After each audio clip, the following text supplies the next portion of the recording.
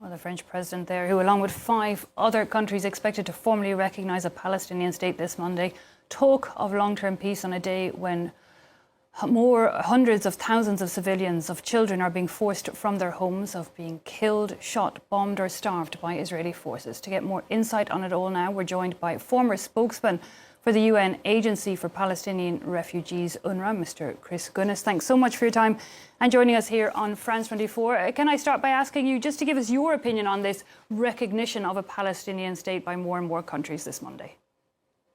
Well, in many states, of course, it is just symbolic. How can you talk of recognition when there's a genocide being committed against 2.3 million people in Gaza, and when we are on the verge, so we hear from far-right religious politicians in Israel, of an announcement of an annexation of the West Bank? But that said, I think one has to see this as a process, as Mr.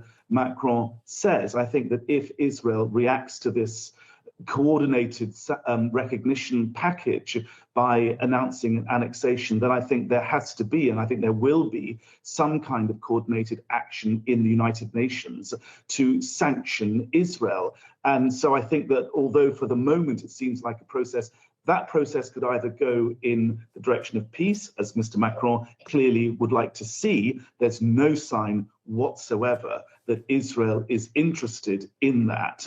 Or it could go in the direction of the deepening isolation and pariah status of Israel, because if we're going to see an annexation, I think there's going to be a reaction, a coordinated reaction in the United Nations General Assembly. And at that point, it becomes Israel and America against the rest of the 193 members of the United Nations General Assembly.